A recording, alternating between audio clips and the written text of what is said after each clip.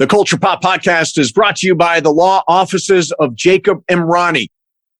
Accident or injury, call Jacob Emrani. Call Jacob. Hey, it's Mase. If you or a friend or loved one is injured in an accident, the first person you should call is my friend Jacob. When I did this, Jacob was great. He helped me by talking through the next steps, which really put my mind at ease. When you're injured in an accident, you got to have an expert. That's why you call Jacob, just like I did. Call Jacob, 844-24-JACOB. That's 844-24-JACOB, or visit calljacob.com. Call Jacob. Hey, everybody. Welcome to the Culture Pop Podcast. I'm Steve Mason along with Sue Kalinsky. Sue, how you feeling? What are you doing? What's life like? Tell me. Well, I'm just glad that I got out of New York in the nick of time. Oh, my God. Yeah, I forgot about that. Yeah, it happened. Well, I don't know if it happened in the morning, like Wednesday morning. When did you fly out? I flew out Tuesday afternoon, like late afternoon. It must have hit like Wednesday, right? Yeah. So I woke up in the morning and it looked like the apocalypse. And I'm like, oh my God, if I'd stayed one more day, I'd probably still be there. Oh, I know. Yeah. My Aunt Linda, who just beat cancer. Oh, congratulations, sir. Aunt Linda, a regular listener to the podcast.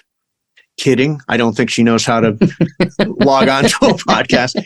But she's a long-time not listener. Correct. So she had a part of her lung removed as part of her cancer surgery. And so now she can't breathe at all. She's got an N95 mask. She's in Altoona, Pennsylvania. Central Pennsylvania. It is just as sooty there. Probably not as New York, but it's very, very sooty in the air. So someone was complaining about Canada and saying they should be responsible to pay for whatever damages or, it's like, and they're like pissed off at Canada. And it was like, it's a wildfire. Yeah. I mean, really? You pissed off at Canada about that? I'm sure some of our Northern California wildfire stuff went up to Canada, right? Absolutely. I mean, this is act of God, right? I mean, this is it's a mess, but I don't think you can blame Canada. Although there is a good song in the South Park movie. Blame Canada. Yeah, blame exactly. Canada. So right. I think that's where part of that's coming from. But it's very funny. Canada is America's hat. No, I don't think this person even knew about the song. I think it was just some disgruntled American just wanting to blame another country for something. Anyway. So I want to point out now we are on Spotify, on Apple, and on YouTube. And a lot of you guys are watching on YouTube, which we appreciate a lot. Go to youtube.com and search the Culture Pop Podcast, and we will pop right up. But so for YouTube people, Sue, I want to bounce a couple of things off you here. Okay, you ready? Mm-hmm. Yeah. Tell me what you think of this. I think it's a little juvenile. Got a you cartoon look like, you kind of look like you're in a cartoon. Yeah, that's what I was going for. How about this? But it's kind of cute. How about this? I'm Batman.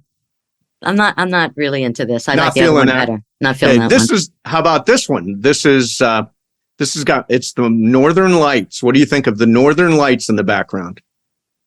That would completely be really distracting. Distracting, and I feel like I just took a hit of acid. Okay, here's the one I'm going to go with. Ready? There. You don't like that either? No, I actually like. I think the first one's kind of cute, but You don't like the movie theater? We're showing virtual backgrounds, by the way, if you're listening on Twitter. What about that? That's weird. It's clouds, but it's clouds. It looks like a bunch of white snails. How about that? Bunch of great movie performances. That is very distracting. Right. Like Darth Vader and Woody from Toy Story are right in the middle. All right, so I'm going to go with this. Oh, no. Okay. You like that? That's also movement. No, I'm not going to do that. I'll just go to the normal blurred background like I've been doing. All right, fine. I like that. Yeah. This? Yeah. Yes, I do. Thank you. You look good in blue. Thank you. So it is Sue's news time. Sue's news. And Sue, what have you whipped up for us? Well, actually, I want to talk about a situation that happened when I was in New York. Okay. And I want to get your take on how you deal with situations like this if you've been in situations like this. Okay, got it. So I, for some reason, have this uncanny, I wouldn't say ability, but it's just an uncanny attraction to people who talk too much. Talk too much. Talk too much. Okay. And I think some of it narcissism, some of it maybe people who just don't get out much or just don't talk to a lot of people, whether they have a young child and, and just most of their day is filled with that. So with they baby stuff. And then when they break out, they're like chat. They're just making up for all the conversation that they couldn't have. Okay. So when I was in New York, name names. I'm not going to name the person's name, but I went to New York to shoot some of the documentary. We did a New York memorial for Silver, the subject. Nice. And we did it at this really, really cool room, which is actually above where the original improvisation was. Okay. Right? So they were, it was great. I mean, you kind of felt like you were at the Improv back in New York. That's cool. Because the door leading into the theater, it's a bunch of like, what are they called? Like box theaters. Yeah. Seats like maybe 60 people. So Sure. there were maybe 3 of them. So the one that we were in, the door leading in was reminiscent of the door that was off the stage at the Improv. Very cool. Which we used to use as jokes. Sometimes a comedian would open the door and if someone was walking by, they'd have a conversation. Sometimes maybe pull the person in. Yeah. Sometimes, comedian would kick somebody from the showroom out if they were being distracting, heckling or whatever. So it kind of had that feel because people, got there late. People, went back and forth onto the stage to go to the bathroom. So you really felt like you were in the club. Yeah. So there was a guy who I don't really know that well. Okay. And after the show, we went to a bar. And, sometimes you're in like at a table and it's a long table and you end up at the part of the table where the kind of shitty conversation is going on, right? Yeah. Like you hear all this laughter going on at the other end of the table. Yes. And you're stuck with somebody who is just a downer. Kind of a downer. And so anyway, so I'm stuck with this guy. Okay. And ironically, I got there a little bit later. So when I got there, he said, "Oh, take my seat because I'm leaving in a minute." In a minute? In a minute. I'm going to be leaving in a minute. Got it. And he proceeded to stay for like 15 more minutes. Yeah. And like hijacked me. And he was basically doing a monologue about stand up and how, where he fits in stand up. And it was just complete narcissistic dribble. Okay. And I'm You're looking stuck. for an out. It's like I'm looking for an out. And it's like jump rope, I'm trying to get in. I'm trying to, You're trying to get into the conversation. I'm trying to talk and there's no leadway in. Okay. And so I was thinking that, they put a pitch clock in baseball now. And I think they need a pitch clock in conversation with people. I think that's a very good idea. It's a very good idea. So what do you do? What have you done when you've been in a situation like that? So I know what it's like to be the you in the situation. Right. Right. So I've got, they call it buttonholing. You get buttonholed into a conversation and, right. It's, where that comes from. That's literally what Lyndon Johnson used to do to Congress people when he was trying to talk them into a bill. He would buttonhole them. He'd actually grab them right here and pull them. So yeah, you get buttonholed. I find that the easiest thing to do is to, at some point, say, "It has been great talking to you. I got to talk to Julie right now, but great talking to you." Something like that. Now, would that have worked? Yeah, I guess it probably would. So what I did was I said I have to go to the bathroom. Good call. And went to the bathroom, didn't go to the bathroom, but just went to the bathroom. Got it. And then I just walked outside and I called Tom. Oh, nice. So you just basically vacated. I vacated and I allowed him to go. Right. And I could see inside the bar. So I waited. And you're waiting for him to leave. I waited for him to leave. Yeah. Although I talk for 3.5 hours a day, and then I get this show too. I find myself talking a lot. And yesterday I went into the show and I had been off for a couple of days. And I go in and we have this thing called crosstalk. So it was me, Ireland, Travis Rogers, and Alan Slewa. And the four of us are supposed to be talking. So we get about 5 minutes into it. And I say, does anybody else want to talk here? Because I'm talking a lot. I think I've been talking the entire time. So I can get into that nonstop talk mode. So I do understand that guy. But there are people that you just don't like. There have been people that I avoid being seated next to them. Right. Like, because I know they're talkers. Right. So, yeah, I sympathize. Now, is this somebody you will hang out with in the future? Is this somebody you consider a friend? No. No, not at all. No. Well, they live in New York, first of all. And it's, they're actually he's a lovely person. Yeah. I just really didn't really know him and had no idea that he talks so much. I mean, because I talked to him a little bit actually right after the memorial. We went to a diner that we used to hang out at when we used to perform at the club. Right. So, I talked to him for a very short period of time when we were there. So that was really like the only time that I ever talked to him. So when I got to the bar and he started jammering and he wouldn't shut up, I was like, oh my God, did you just change from an hour ago? Yeah. Or, but Tom and I, we went on a camping trip recently, and we had a situation there too. And I think sometimes people, I don't know whether they just can't read the room. And there are certain places where I think conversation really needs to be at a minimum. Like we were camping and then we took a hike, and it was just yap, yap, yap, yap, yap the entire hike. And for me, when I go on a hike, it's just so counter to just kind of being relaxed in nature. I guess it would be the equivalent of being in nature and you were with a parrot that didn't shut up. It's just talking and it's like, I know you're a bird. You're from you're in the bird family, yes. So this is your domain. You're outside amongst, nature. But shut the fuck up. Yeah. Well, we were at this great mineral springs out in Desert Hot Springs. And there are signs up, say, be quiet, be mindful, all that kind of stuff.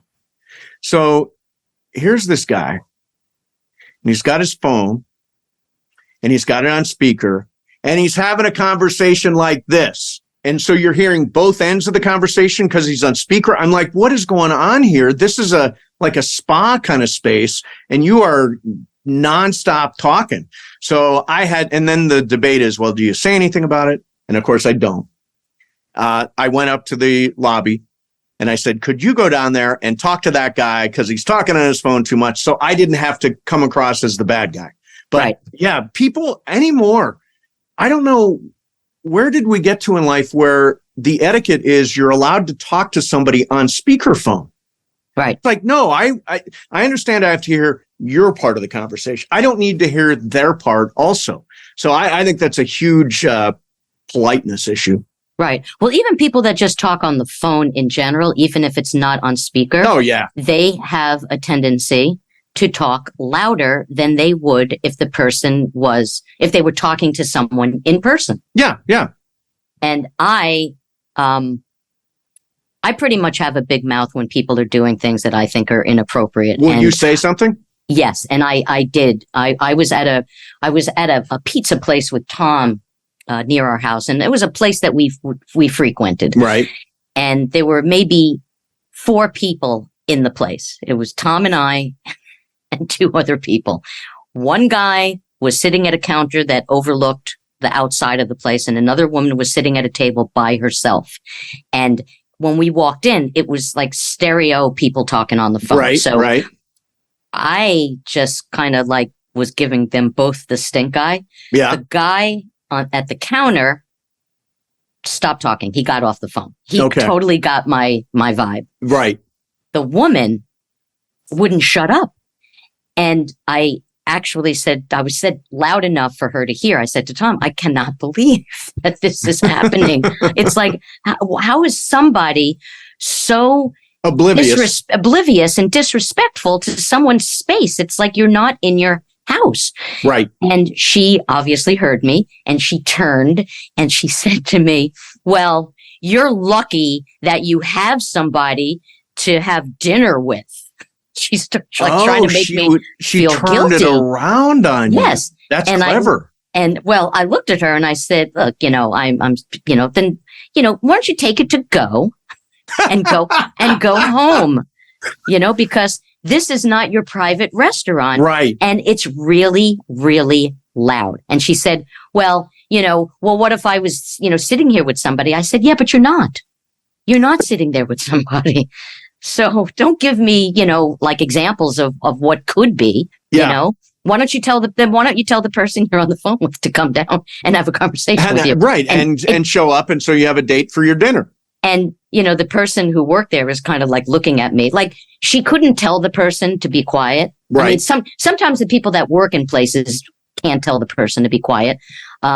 But then it got into like an F you, it was. It turned into that? Oh, yeah. Yeah. Oh, see, I avoid I don't want any part of any of that. I don't want to be, caught up in a situation where I'm complaining about somebody and then it turns into a fuck you, fuck you, fuck you. I'm like not in for that.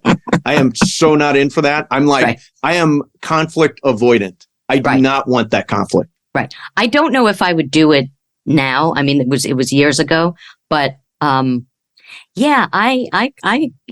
sometimes I guess I just don't understand how people can behave in a way that is just so rude. I just don't get it sometimes, but people are. All right. So I don't know if you heard about this, but I guess Pete Davidson and Colin Jost. Okay. Did you know that they bought? They bought a boat in a ferry. They bought a boat that was decommissioned, the Staten Island ferry. Yeah. So they got it for like $280,000 at an auction. Okay. Right. And I guess just recently they were just thinking about it, and it was like, Pete Davidson said, I have no idea what's going on with this thing. Yeah. He said, me and Colin were very stoned a year ago and bought the ferry, figuring out that, hopefully one day, they would transform it. And by the way, Pete lives in Staten Island. Yes. Yes. And then he says we would transform it and, so we can, get the fuck out of there and can stop paying for it. Right. Okay. Right. So my question to you is, have you ever gotten so high that you did something so ridiculous? Okay. Whether you bought something or you just did something completely ridiculous. So I generally don't do much when I get stoned. I'm one with the couch. I can tell you this one thing happened. So we've got patio furniture out in the back, and Juan never uses cannabis. One night he chose to. So I pass him the joint. He takes a puff, and all of a sudden my chair becomes completely unhinged and I fall on the ground. Like the chair breaks. And Juan says, well, if this is what it's like to get stoned, I'm going to do it all the time because that was hilarious. And I'm like, I could have been seriously injured in that. But I don't think I do much, literally don't do much, except have long, rambling phone conversations. Maybe that's what it is, when I'm stoned. What about you? Probably one of the most foolish things I did. I went golfing years ago with the late, great Kevin Meaney. Oh, yeah. And we used to smoke pot a lot when we would golf. So after, we took a couple of hits, I am getting ready to putt. Mm-hmm. And I never put my ball back down on the ground. I just had my marker. You just had your marker? And we were golfing with a stray, some guy we didn't know. So, he was kind of an older guy. Yep. And I don't know. And Kevin had one of those one hitters that looked like a cigarette. Yeah. Yeah. So maybe he just thought we were smoking a cigarette. I don't know. So I'm lining it up and I'm standing over the ball and I'm just like practicing my swing and I'm going to hit. And then I look and I see that I don't have the ball there. And I just kind of like sheepishly, I look up and the guy is like looking at me like I am insane. And I was like, okay, pardon me. And I went in my pocket, got the ball and put it back down. By the way, little known Kevin Meaney story. Mm-hmm. Okay. So New Year's Eve, 2000, when it's turning 2000. Well, in fact, we were working in New York then. And I flew my mom and dad in to see it turn 2000, and we went to Caroline's. Mm-hmm. And Caroline's, the headliner for New Year's Eve was Kevin Meaney. So I remember him very fondly. That was a really great night all the way around, including, the ball coming down and, Y2K not killing us and all this stuff with turning New Year. But what an unbelievable performer. He said one of the funniest things, he was performing one night I think at a pretty big theater, and some guy had a heart attack during his show. Yeah. And actually died. No. Right? Yes. Oh, wow. And he said to people, I killed. Oh, of course. So obvious yet. Yeah, of course. Right. We were at a play called Wit. Do you remember the play Wit? Yes. Did we go together? Maybe we went together. I think we did because something happened. Someone died. Did someone have a heart attack? Someone had a heart attack in the middle of the show. And what's weird is it's a show about someone dying. And then this guy is literally fighting for his life. And we don't know whether to help him or to pay attention to the stage. I think I wound up getting up and going out to the lobby, but it was a surreal experience. And yeah, he did also die. Well, there's a very, very famous story. Great show, though. That's a great show. It was a great show. And as a side note, it was a great show. It was a killer show. So I don't know do you remember the comedian Dick Shawn? Dick Shawn, that's going way back for me. It's going way, way back. So Dick Shawn was on stage one night and he was having a heart attack, but he was kind of a physical comedian. And so he was like holding his chest and everybody thought it was part of his act. Oh. And he had a massive heart attack and died. And died? Yes. Wow. And everybody thought he was joking. Yeah, no, you can't joke about that. Yeah. So he died on the stage? Yes. Oh my God. Right. Oh, and that's as another one. side note, my 6 degrees of Dick Shawn, my father was an interior decorator in Long Island, New York. Yeah. And he decorated Dick Shawn's home. He had an unbelievably beautiful home out in Dix Hills in a very wealthy part of Long Island. And Dick Shawn never paid him. Oh, really? Yeah. So. Yeah. By the way, 6 degrees of Dick Shawn. 7 degrees. I still don't get there. I got no chance getting to Dick Shawn by degree. All righty. I'm putting that in my act, by the way. All right. So this is just kind of a goofy story. And I don't even know how people even come up with even doing something like this. But this woman in Scotland, right, trained her Cocker Spaniel. Got it. How to take coins one by one and put them in a piggy bank to get into the Guinness Book of World Records. And so the dog did 23. Yep. That's impressive. In a minute. In a minute. But the crazy thing is, it beat another dog that did it. There was actually another dog that did it. Before, in history. Before, yes. So this dog broke another dog's record. Oh, that's impressive. Of 18. Yeah. Right. So go ahead. So no, what were you going to say? Oh, I was going to say, because it's always been my goal to get into the Guinness Book of World Records. Like I've thought wouldn't it be cool? That would be one you could tell your kids about. If I had kids, I'd tell them all about it. Have you thought of what you would do to get in? Yeah, we talked about world's longest handshake. What do you mean we? Who's we? Well, around the show, my show. Oh, okay. Yeah, around the radio show. So world's longest handshake, I think it's 156 hours. Like, could you shake someone's hand for that long? It can be done. I think it's like one that's doable. Yeah, I don't think so. I don't know. That's a long time. I saw one where guy's got a catcher's mitt and they throw tennis balls to him and he catches them in the catcher's mitt and he caught like 110 in 60 seconds. That one I think is out of reach. Right.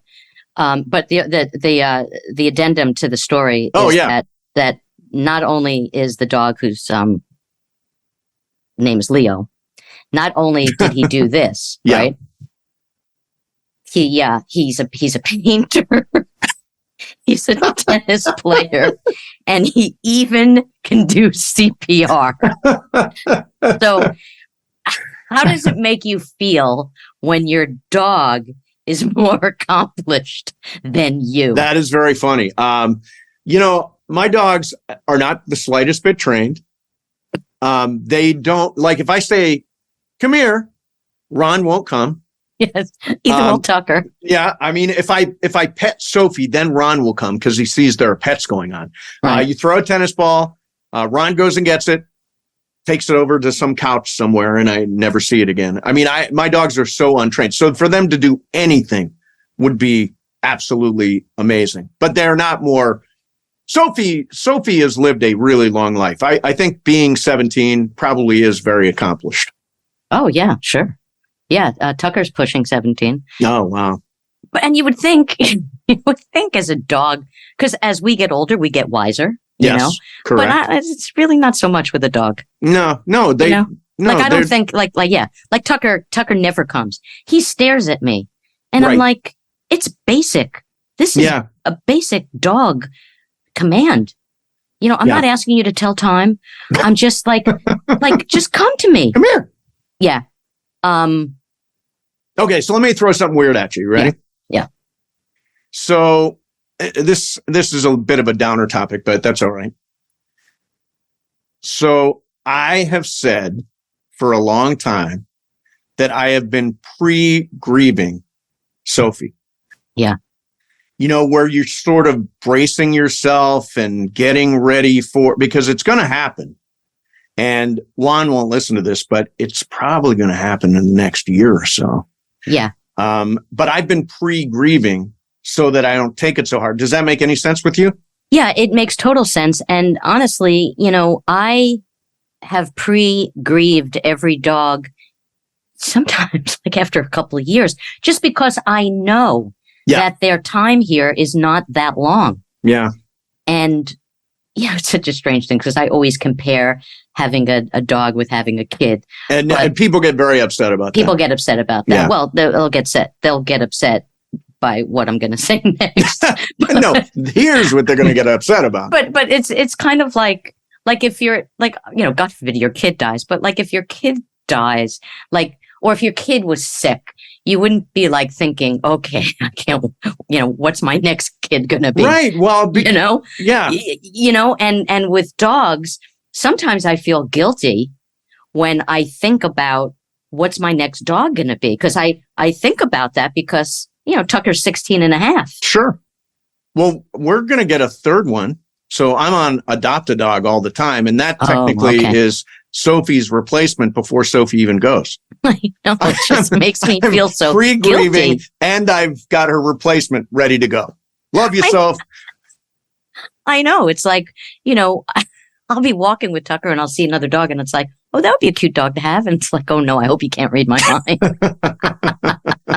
Anyway, but one other thing I wanted to ask you, because we were talking about a dog being able to do cool things. Yes. If you could teach your dog one thing to do, what would it be? Like for me, I wouldn't try to teach my dog to put coins in a piggy bank. No, that would not be my first choice either. What would you do? What is something that you wish your dog could do? Play fetch. I've never had a dog that plays fetch. I throw the ball, they take the ball, they run away with it.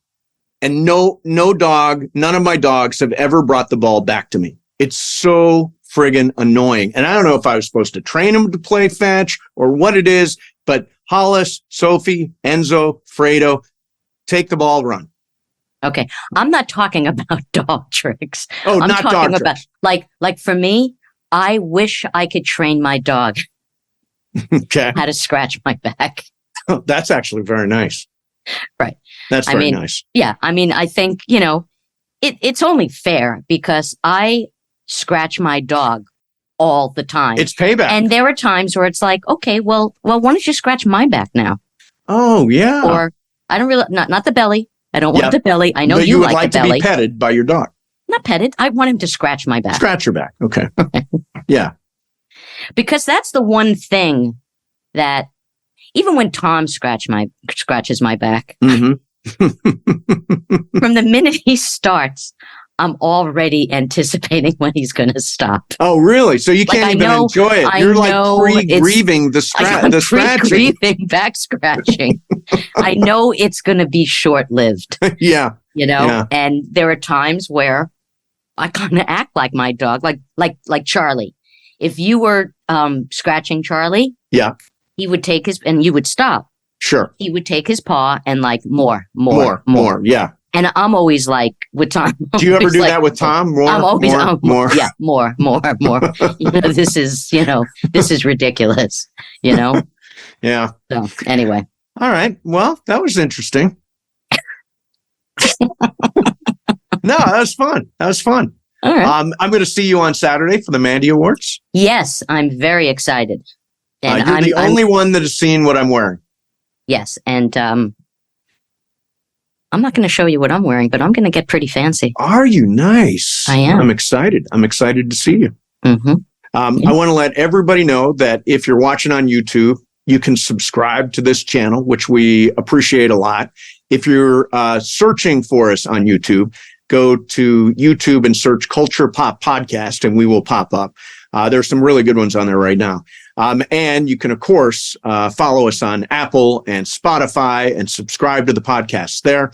And feel free to leave a comment. You can leave comments on our YouTube videos, which is very cool when you do that. I got somebody complained that I was completely wrong about something on one of our previous shows. What was it? Do you remember? Yeah, Pat Benatar was not dressed as a waitress when she went out to the street and started dancing in Love is a Battlefield. I've combined Chrissy Hind, Brass in Pocket, with Pat Benatar, Love is a Battlefield. But we lost a viewer that day. He was so upset. No. You think that I have no idea. No. I have no idea. I'm sure he's still there. I'm sure I've said, like someone's going to say, Dick Shawn didn't die on stage. All right. Well, there you have it. There's your Culture Pop Podcast. Sue, it's great seeing you. Thank you very much. And we will see everybody next time on the Culture Pop Podcast.